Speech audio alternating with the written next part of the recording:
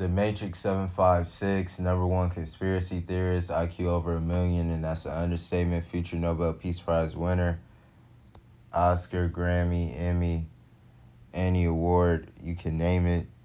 Once again back on this channel, this legendary channel that racked a lot of views, millions of views, and I got exposed the Spade Kingdom arc again. I was talking about it when it was like not even 300 chapters, but now that garbage arc has ended, so now it's time for me to expose it. And this is one of the best videos I've ever made to date. This video is gonna outdo every other video that I ever made. And that's an understatement because every video that I make is better than the last video. So as you can see, this is the Dark Triad, and this is one of the worst groups of all time. I mean, how do you get worse than the Akatsuki? How do you get worse than the whatever the Bleach villains are? Because I don't watch that trash. But how do you get worse than that? I mean, Tabata is down bad. How do you get worse than the My Hero Academia villain groups? Whatever. How do you get worse than that? This group is too overpowered, trash. The villains are, stale, dull. Like, you don't care about them. And then you have this villain, Xenon. He's one of the worst ever.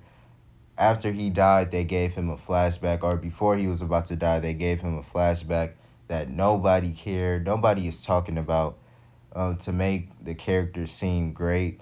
Like, when you have to bring flashbacks to make a character seem good, that's how you know the character isn't good in the first place. And as you can see, he's trying to make him seem like he was like, this regular human.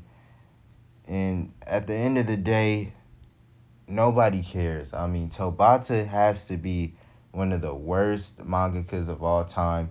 And if people didn't say he wasn't a good writer, I wouldn't even talk about it. But people all the time, oh, Tobata is a good writer. He's a good writer. Oh, his foreshadowing is good. Everything about Tobata is good. And it's like, no, he's not Togashi. He doesn't know how to write. And then look at this. So he had to sacrifice his friend.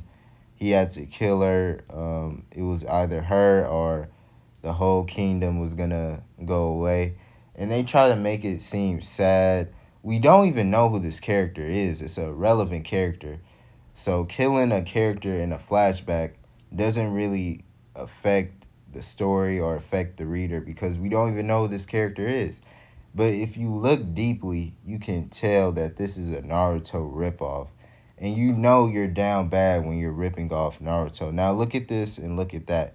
It's the same exact thing, the same exact scenery. Minato sacrificing himself for Naruto. It's the same exact thing. Like, he couldn't be original. He had to copy Naruto, which is a shame because Naruto is a Hunter x Hunter ripoff. So in all reality, they're all ripping off Hunter x Hunter. And, Tobata is just terrible for this. Also, he ripped off Naruto again with Obito. Obito, he towards the end, he started, being good, and he saw himself in Naruto like how Xenon saw himself in Yuno. It's the same exact thing, but people won't criticize it. People won't talk about it because it's inspiration. And it's not even inspiration. All you got to say for these mangakas is that they're inspiring instead of copying. And then you have Yuno. Yuno is one of the most trashiest characters ever. He got saved by plot armor. His power, his new power, that star thing, is literally plot armor. So if he's on the verge of death, he gets this ultimate power and basically can, defeat any enemy. That is the definition of plot armor. Like, I haven't seen that since like Fairy Tail or One Piece. This is just insane. And then he has 2 grimoires. He already had the 4-leaf clover, which was said to be the most powerful grimoire. Now he has a second one. Like, I mean, Tobata just doesn't know how to write. This isn't explained. He didn't train for this, and he just got it out of nowhere. Like, the plot holes in Tobata is insane. He does not know how to write a story at all. And then you have Vanica. This villain was terrible. One of the worst villains of all time. And she was honestly a Hisoka ripoff. And I think I said this before. She copies everything Hisoka does, like how Hisoka likes to fight. She likes to fight as well. Tabata always copies Hunter x Hunter, and then you have Noelle, and Noelle, she ends up getting in contact with the water spirit for no reason. At first she couldn't even use water magic. Now all of a sudden she's using water magic. Like, the plot holes in this series doesn't make any sense. They're now getting all these powers all of a sudden. And I know people are going to say, well, it was a 2-year time skip. But these people, the Dark Triad, they've been trained. And then you had Dante, one of the worst characters in this series so far. He was supposed to be overpowered, but yet he loses to one of the weakest characters in this whole story, and it just doesn't make any sense. The power system in Black Clover is not real. It isn't real at all. Tobata doesn't even know what he's writing. He's just writing stuff just to write stuff. And the fact that he lost to Magna, you know, doesn't make any sense at all. And this is the biggest plot hole in the story.